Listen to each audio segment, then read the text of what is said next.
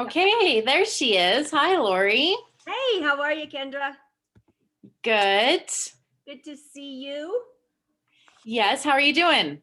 So good. It's Sunday night and I've had a lovely restful weekend, let me tell you. How about you?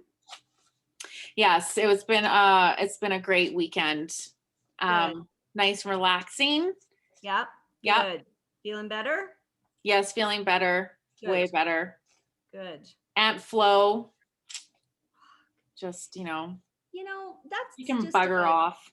Mother Nature's cruel joke. It totally is. Why didn't they give flow to the man? And why do we have to have it after? Like, can we have a pill that after we're done with our babies and be like, okay, let's move on? Yeah, I think that's called surgery. Yeah, that's true. Yeah. But anyway, we got a great topic, don't we? Yes. I want to dive in because I've got huge things to say about this topic. Okay. So our topic tonight is about work-life balance. Is it bullshit? Well, what do you think? You know how I feel. Well, to be honest, when I first heard this, you brought this concept to my attention that Dr. Jody Carrington brought it up. And I was kind of like, what do you mean? Is it bullshit? Like, I didn't understand that. And I think in my perspective, or like what I've always really thrived or made sure that I was on a work-life balance. Like I always wanted my family to be first Nice. and work second. Mm-hmm. So that's, I think, a big reason why I chose the career that I did.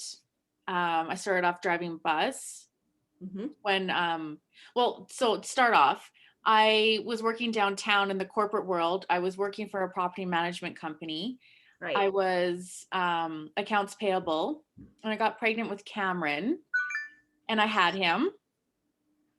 And this is before the year long mat leave. We only had 6 months, Right. and I was like, could not imagine, not like I couldn't imagine taking him to a daycare at 6 months. Right. And so Ooh. I was like, okay, well, but as I found in like when we were researching about work-life balance and kind of getting some more knowledge, I read in the medium.com a post, Yeah. and this Jerry guy said, well, I don't know if Jerry's a girl or a guy, to be honest. Okay. And it's the reason why I say that is because I don't know, I guess guys can have concept of like with kids like working and having to balance, but I don't know, I think it's different for the man than the woman when we're trying to balance work and Yep. home life. Yep. So anyways, he or she was saying that it's not an option. We all have to work in some component. We all have to bring in money some way, right? Yep. And so that's what I was thinking. I'm like, I knew that, like we couldn't thrive on just Mark's income. And so I was like, okay, what am I going to do? So I went and drove bus. Yep. Loved it. And then we had Cody. And then I realized that I wanted to learn more about, his learning disability. So then I went back to school, and I became an education assistant, as how I met you Yes. at Yay. school, at work.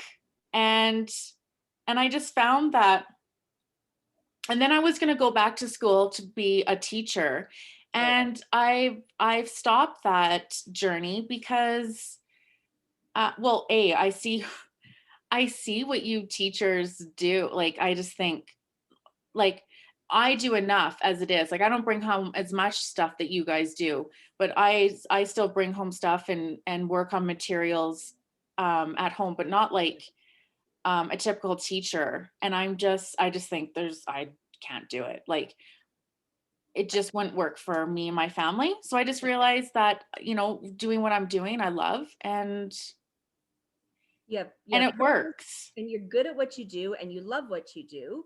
I do. And Yeah. you have, like, when I look at um at you as a whole person. There's many facets of your life that I aspire to. I see, well, You're so so, no. because here I am putting in a pre-cooked lasagna, and you're like, yeah, I have lasagna too. What kind did you make? I'm like, kind that Sobeys has in the freezing department, and of course you're making homemade. Um, your I house is know. always clean. It's gorgeously decorated. Gorgeously, is that a word? Um, but you just have this wonderful way of being able to do it all, and I really respect you for that. I do. Oh, thanks. I do. But I think it's a choice that I made, right? Like it's a choice that I made that, because like we were talking about when we were talking about the subject, I had people at work, other women. Right. I think they have the same kind of perspective or the same kind of thing as what you're having. And they asked me, how do I do it? And like I said, well, I'm not a teacher, like to the component that you guys are. Mhm. And I don't work the hours that you guys do. Like, I think, the public, if you're not a teacher and you're listening to this, I think I'd really like to set the record straight, because I think there's a misnomer out there that, oh, well, teachers have Christmas off and they have summers off and they work till 3:30 and school's out so they go home. No, that's actually not it. Guess what? Can you imagine if your employer said, you know what? I'm going to take your pay, and I'm going to, instead of paying you over the course of 12 months, I'm going to just pay you. Um, sorry, we get paid for 10 months, but they dictate to us that we right. actually have to have it spread out. So I don't know what they do with that money, if it sits there in interest or what happens and what they do with that interest. But nonetheless, I'm told how I'm going to be paid. Um, I don't get to take trips when there was no COVID and we could fly. People can book the last fare or the greatest deal on Sunwing at the last minute. Well, we can't do that. No, We have instructional hours versus assignable hours, and I am not complaining whatsoever. Please no, get me wrong. But I just think that there is definitely a misnomer about teachers and the time. Um, what other profession? And you tell me, lawyers, and I know you guys do lots of case studies at night, and you're always in your books. But say you're in marketing and you're doing a presentation. Would you not use your school or your work day to plan for that presentation? Well, teachers have 6 to 7 to sometimes 8 or 9 presentations a day, and they don't get that time. So guess what? You teach during the day, and then you come home and you do your preparation work, or you do your marking, or you do whatever it is that's going to make your life better the next day. I just had to get on that soapbox for a minute, because I really I'm very passionate about yep. that idea or that argument that teachers have, and we get, and we shouldn't complain, and blah blah blah blah blah. Well, so yeah, because right, I'm paid differently than you. I'm on an hourly and you guys are salary. Yeah, So it is a little bit different for us that we kind of do go by the clock, and when I'm done and I leave. yeah, But with your guys' expectations, it's almost like because your salary, like well, through the COVID, when we were working from school, that first little bit, when we had to be in school, remember that first week in March before we went on break? yep, And I saw what some teachers stayed till, and you said, oh yeah, this is kind of typical what the parking lot looks like, that people aren't leaving till 6 o'clock. And I'm thinking, I know they have kids at yep. home, or so the husband must be picking up the children from work or from daycare. And I'm just thinking, and maybe they do that because they don't have the time when they get home to lesson plan, so they stay till 6. But I Yeah. think there is a conception of what Education. yeah, what a day looks like for a teacher. Yeah, I think so. I personally think work life balance is bullshit, and that's just over the course of my career. my husband and I met later on in life. And when I mean later on, I mean, we were 35. Um, Mhm. Yeah. I had been working already, teaching for a number of years. And so I always thought that I would be able to somehow contribute financially to our marriage. And so I never really thought that I would stay at home prior to having babies. I always thought, no, I would have my babies and then I would go back to work. And I loved teaching. I loved being in front of kids. I loved what I did. And so that just made sense to me, right?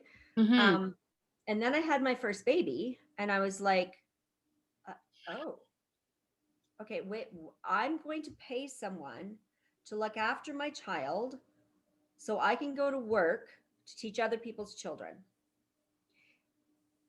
Hmm.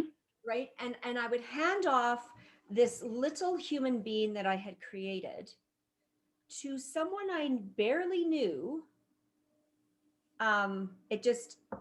It totally rocked my world. I was like, this is so wrong. And so then I'm like, okay, so I'm just going to have baby number two because we had Daniel so quickly. This is just going to happen. I'm going to have baby number two and then I'm going to retire and I'm going to stay at home with my kids. Well, I didn't get pregnant for 2.5 years. So shit doesn't happen the way, you want it to. And so the stress of Hmm. not being able to get pregnant, plus the stress of working, plus the stress of not wanting to work, plus the stress of handing my baby off and paying, blah, blah, blah, blah, blah, blah. I never could figure it out. I was working full time and as high achievers, when we go to work, we want to be the best we can be. And that idea of perfectionism, that idea of being really good at what you do, kind of had a little bit of a mind bend for me because no longer did I have the energy like I used to, or the Yeah. long hours that I wanted to at work because I wanted to get home to my kid. So it's been an interesting journey for me because I always felt like I was failing. I was either failing work because I didn't bring the work home that I used to, or when I was at work I was failing my kids. It just was this ebb and flow of of self-talk, right? Yeah. It was that self-talk that I wasn't a great teacher, I wasn't a great wife, I wasn't a great mother, I wasn't a great sister, I wasn't a great daughter. I wasn't good enough because I had all of these pieces, all of these parts. Um, and I kept saying, if only I didn't work well, Yeah. or only, if only never comes for me, never came, right? And so I just decided myself to let go of this idea of trying to find balance between work and life because it just doesn't exist for me. I compartmentalize when I'm at work. That's what I focus in on. And I'm really good at just being there in the moment. And then when I come home, um, I don't have any of my emails for work on my phone. And that's a boundary that I've decided to keep because as soon as I have access, Forbes, I was reading on Forbes.com that technology makes workers accessible around the clock. And Yeah. I can't do it. I can't do it. Right. Yeah. So I think it's Well, golden. it's yeah. And it's well, because what made you um know that you needed to do that? Like what made you put those boundaries in? Because I do remember you saying in a meeting, because they brought up something about an email or something, and it was a morning meeting, and you said, well, I don't look at my emails at nighttime. I set that boundary up. Yeah. And And I so what made you start doing that? Like, because I realized that all of a sudden it's 1 o'clock in the morning, right? And I've got older kids and they don't go to bed until 10 or even sometimes later. And so now that they're teenagers, I think I have to be even more present than I was before. I mhm, need to know what they're doing and who they're FaceTiming and what they're researching and what Instagram they're looking at. And so if I get locked in to checking my emails, then I get locked into that cycle of, okay, this, these are the things I need to do. And all of a sudden I'm in this vortex and I can't get out. And then the next thing I know, it's 1 o'clock in the morning. Um, I had to give something up. So when I'm at work, I give 150% of myself when I'm there. Yeah. Um, and so then when I leave, and Yeah. I have to.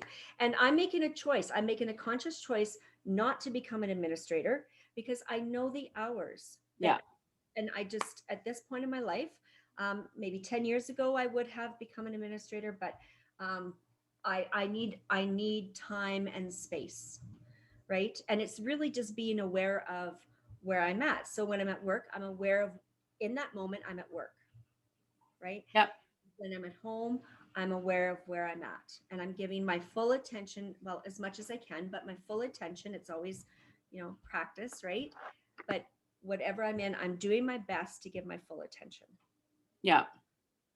Yeah.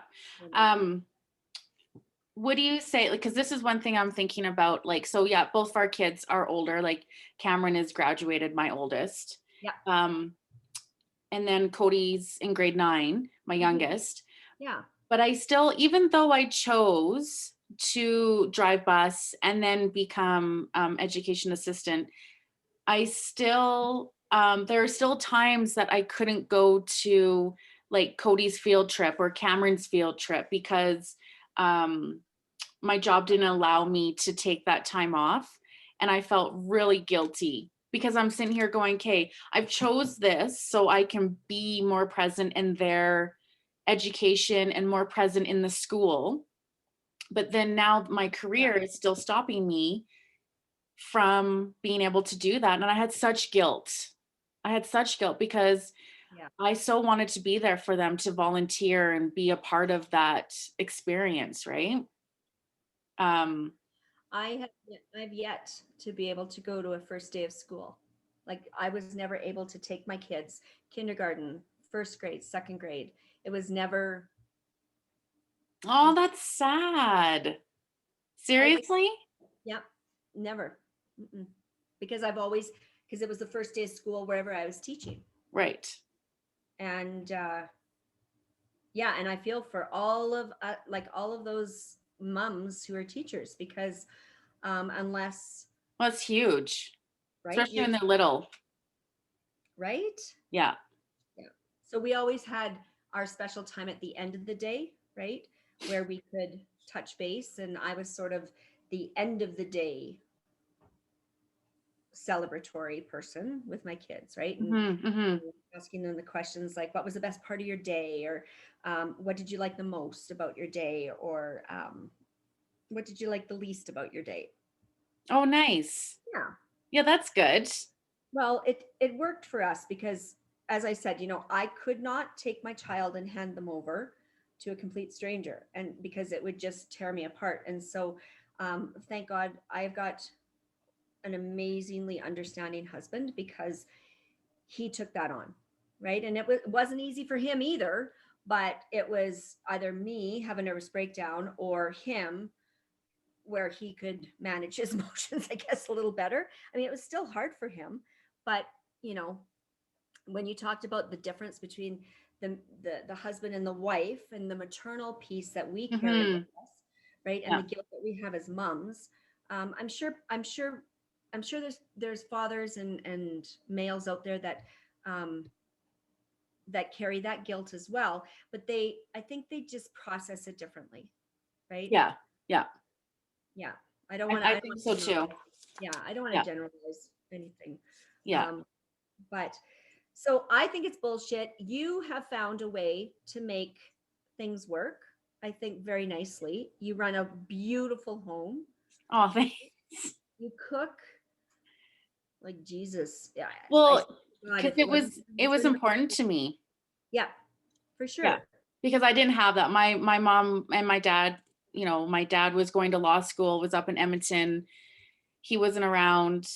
And then when he graduated from the bar, he was busy building his practice up. And then my mom was working full time. So I was always in daycare. And I always wanted a mom to be there, like Yeah. to be present and, be there at pickup from school and talk to the other moms. But it's so funny because I've done that for my boys, and you talk about boys in different perspectives. My voice. I think they appreciated it because I think if they didn't have it, they would be sad, but Mhm. I don't I don't think they I don't it may be because they don't know any different, right? It Because is, I yeah. was always there. Yeah. But but they like I go, "Oh, sorry that I couldn't be there for your field trip." And they're like, "Oh, it's fine." Like I had fun with that mom and like they were I Well, don't it gives them autonomy too, right? yeah. Right? Yeah. And stuff. Yeah, totally. Yeah. So I read this. So this is what I found. So, and I found it really interesting. So, like I said at the beginning, work is an option. So this is the one thing in this article that they wrote, and it Mhm. says work is a fundamental part of our life.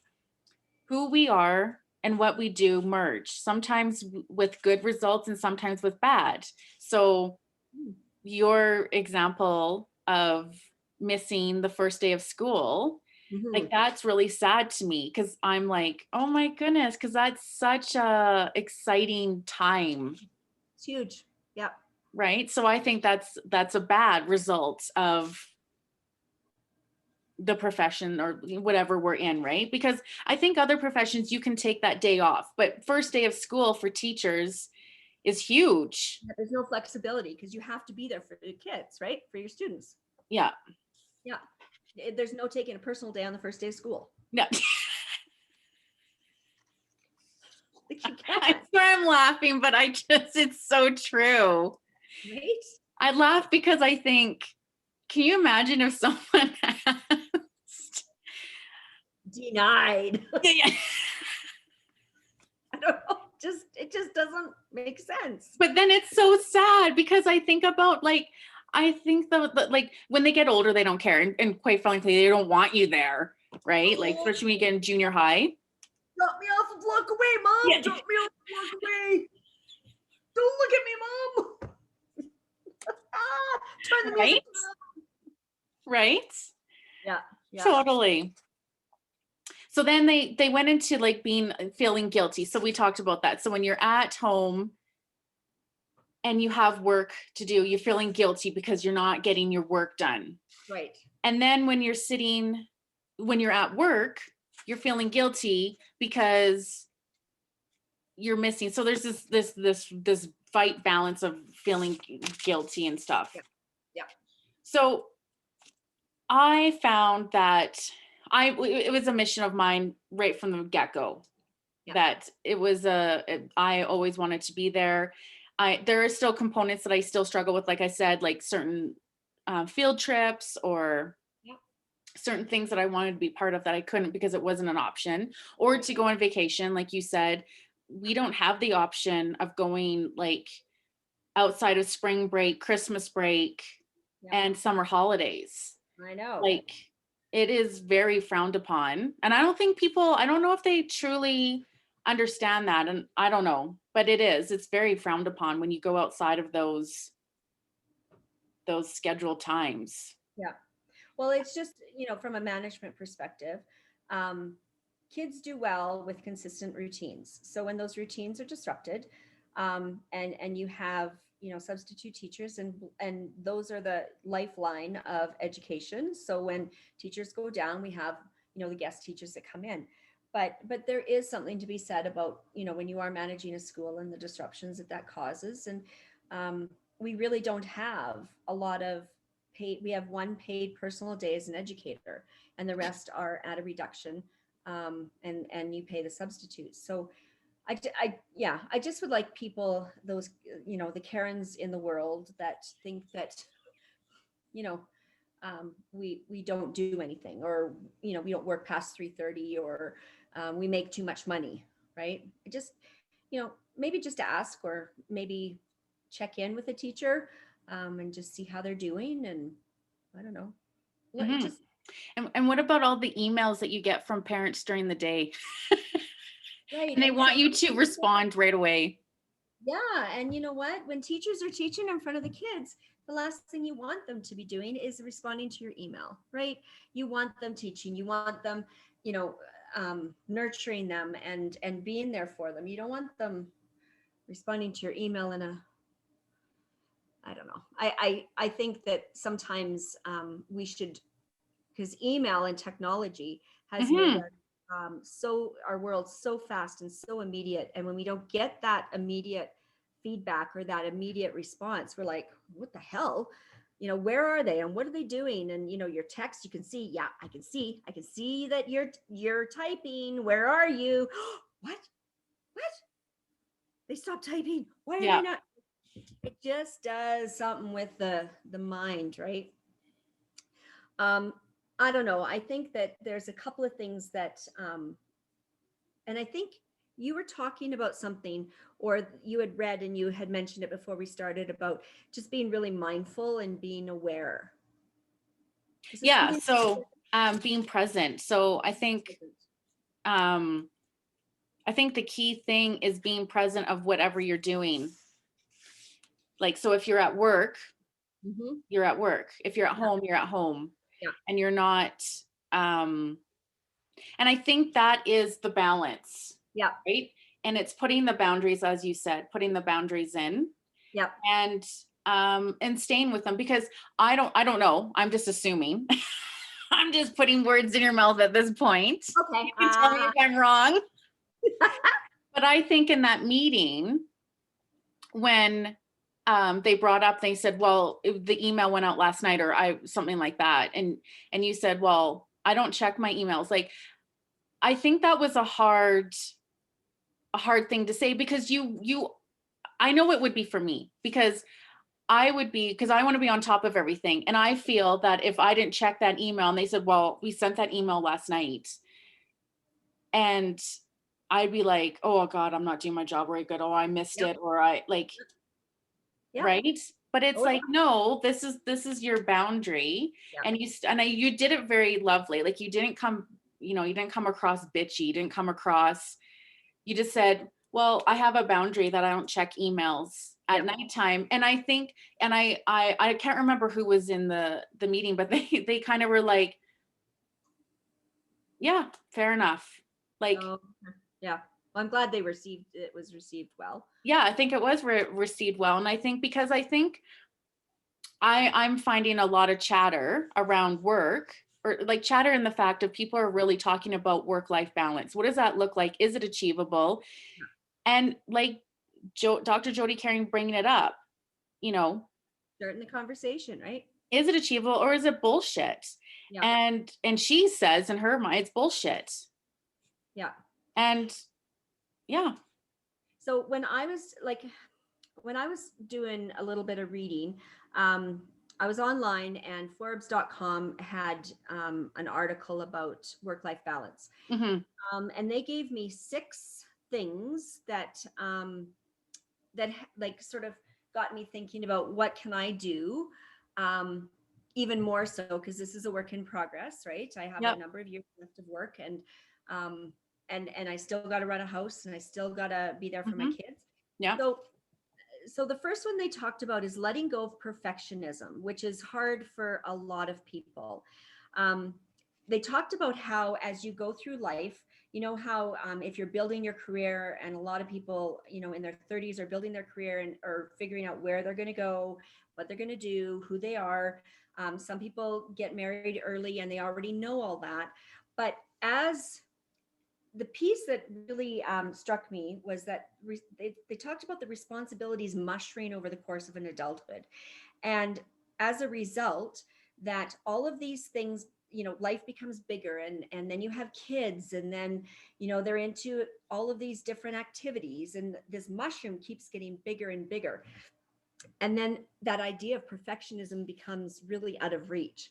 So then they're talking about the key to burnout, okay, is really letting go of that perfectionism. Yes. Like maybe what we can do is, and they suggested, strive for excellence but not perfectionism. And that Mm. really spoke to me, because as a high achiever and as a goal setter, and you know, I want it, when I show up, I want to be the best I can be. And if I falter, like that whole vortex of negativity and the thoughts that go through, like nobody really needs to reprimand me, because I'm already beating myself up Yep.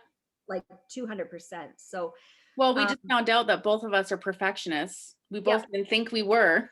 No, I know, right? And then we're like, oh, we're like checking all these off, like, yep, I do that. Yep. Yeah. So we got to let go of that piece. They also Yeah. talked about unplugging, right? That technology has been so helpful in so many ways, and Hmm. has really allowed us to be connected in ways that obviously, like, look at us here. You know, we had big plans for this big podcast, and COVID hit, and here we are, right? You're at your house, and I'm here, and we're doing our best. We're still pushing forward. We're just making adaptations, um, but so while technology is helpful and we can still move forward with our ideas here, it has created expectations of that constant availability. And so that's, you know, when I say I'm not available and I won't check my email at night, I truly mean that, because it can be all encompassing. There was a professor of psychology at Harvard Medical School.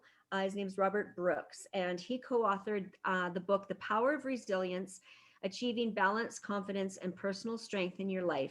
He says that the phone notifications interrupt your off time and inject an undercurrent of stress in your system. So if you want to learn Good. just a little bit more, there's lots there that talks about your parasympathetic and your autonomic nervous system, and the undercurrent that it causes, right? The third piece of advice was exercise and meditate. And they're saying it's make time for that, for the crucial things in life. You make time to make supper. You make time to pick up your kids. You make time to for date nights with your husband. All of these pieces in your life you make time for. Yeah. But exercise, the Mayo Clinic says, exercise is an effective stress reducer, and we all know it pumps endorphins into your body, which give you the energy and the ability to keep moving forward, right, in a very stressful way. Number 4, limit time wasting activities and people. Maybe we need to edit that circle of people that we think um, add value to our lives. Maybe it's time to take a really hard look at who in fact is adding value, Yeah. right? Circle. To Yeah. add value to my life, because we have these difficult, vulnerable, messy conversations. And I love our chats, which is why we're here doing it together, Yeah. Yeah. right? So identify what's important in your life. I think, and you did a great job of that when you started having your family. You knew that that was your important piece, right? Yeah. Yeah. And so you created a life that put them first and foremost, whereas I kind of did the opposite, right? And then lived to kind of regret it. So drawing those boundaries, so you can devote quality time to those people that are high priority in your life, the high priority people and the high priority activities. And then the fifth piece was change the structure of your life. Sometimes we fall into a rut and we assume our habits are set in Mm. stone. So Yeah. really ask yourself, what changes could make life easier? And maybe that means delegating. I don't know. You've got, an adult now with Cam, and maybe, maybe one night a week it's his turn to make supper, which would give you a break. Yeah. I don't Yeah. know, right? Hmm. Like, Hmm. just these little things that, what can we do? A lot of people talk about pink and blue jobs, and um, Yeah. I don't know if they exist. I think a lot of times, um, Oh, well, yeah, they totally do. Because, actually, bringing that up, that's exactly because that is how I do it. So I don't do this all by myself. Mark is a huge component here. Like, right, he does a lot of cleaning. Like today, he vacuumed. nice, He washed the floors. He did the dishes. Um, so right now he's cooking. nice, Yeah, I good. started everything, but he's finishing. But yes, I have that is huge. And you know what? I had really hard time with that because, and actually he's the one that brought it forward, because it's almost like I was being a martyr. Like I was taking all, right? I was taking all this on and I wasn't delegating anything. And he said, you give me something to do, but it's like, I was like, well, no, you don't do it right. You don't clean the dishes. You don't put the dishes away properly. So no, I'm doing it because you don't do it properly. Ah, He said, but what does it matter? And I said, well, I can't find, you put the chopping block, the board in the wrong spot and I can't find it. I think everybody on the face of the earth has these conversations with their husband and their wives. Right? It's so true. And then Yeah. when I gave up having to control of that all the time, Yeah. I will have to say things got better. Like Amazing. I'm happier. I get my stuff done that I want, like going out for my walks at night. Yeah. Um, you know, getting to bed earlier because I'm not having this like long list because he's taken some of it. Nice. And are things not done properly? Yeah. Is it okay? Yeah. Is my like laundry not folded or my socks not put together? It's just shoved into my drawer. Yep. But they're clean. But they're clean They're clean, and right? not on the bed. Letting, yep. Letting go of that perfectionism, right? Yeah. Yeah. And I think that's huge. Yeah. I think the other or the last piece that Forbes talks about is to start small and build from there. So we all know that it's start like February 1st is tomorrow. And so how many of you set resolutions that like New Year's resolutions Mhm. that have just sort of dissipated? Um, I think we take on too much too quickly. And so they suggest that we start small and we experience a little bit of success. It's like building the foundation, of a house. You're not going to get a well built house if that foundation piece is not firmly set, right? And the frame is not a strong structure. And I think, you can use that analogy with the foundations of life, right? And of trying to find this work life balance that everyone is trying to achieve. And I mean, some are successful, and I applaud you. I really do applaud you. If you have systems Yeah. that work for you and you like, you're working full time and you got kids and you've got maybe 5 kids, glory be. I give you a round of applause, right? For me, I find it's bullshit, but this work life. I think just having these conversations to realize that we're all of us women and Yeah. men are experiencing the same thing. We're feeling the same thing. And as much as like one person looks like that they're achieving than others, right? Like you Yeah. say that. And um but I Oh, the Facebook facade. oh Oh, yeah, totally, right? Like it is a Facebook facade and yeah. you know, it's just it's making it through and being the best parent, Human being. um, wife, husband, Yeah. coworker, like wherever you're at, wherever you are through the day, it's being the best, coming and bringing your best. Hallelujah. One foot in front of the other, right? Yeah. Yeah. And I think we just need to remember that. Yeah. And being in that present moment, like it goes back to mindfulness. Absolutely, it does. Being aware in the moment, whatever you're doing, put your 100% of your focus and your attention and your awareness into that moment, Yeah. right? And Yeah. then you move on. And whatever you decide in that moment, you made that decision based on everything you knew in that moment. So maybe 10 moments later, would it have been the same decision made? Maybe not, because maybe ten moments later, you learned something different. Would you make that decision the same way that time? Probably not. But we just have to give ourselves a break, I think, right? Yeah. Yeah. And that idea of And be striving kinder. for excellence rather than perfection, because Yeah. that's just not achievable, right? Yeah. The difference between your reality and your expectations, the difference is the space between those two, and that's where disappointment lies, Yeah. right? Yeah. So if this is your reality and this is where you're functioning, but you expect yourself to be up here, well, guess what? And then yet you say to yourself, failure is not an option. Well, I digress. Yeah. Our Yeah. time's up. Our time's up here, my friend. Yes, it is. So next week, I think we're gonna go into what does mindfulness look like? Like what is Yeah. how do you how do you stay in the present? How do you stay in that present moment? And what does it look like? Yeah, I think that's great. I can't wait to delve into that topic. If you have any comments about this topic that you want to share with us, our email is lavoielindon@gmail.com, LAVOIELINDON @gmail.com. Please send us your ideas, your thoughts, your musings, if any of this made sense to you, or if you vehemently disagree with everything we say, but perhaps maybe have a different perspective. We'd love to hear it because we're all Yeah. about learning and Yeah. expanding. Yeah. And, right? Yeah. That's what we're doing.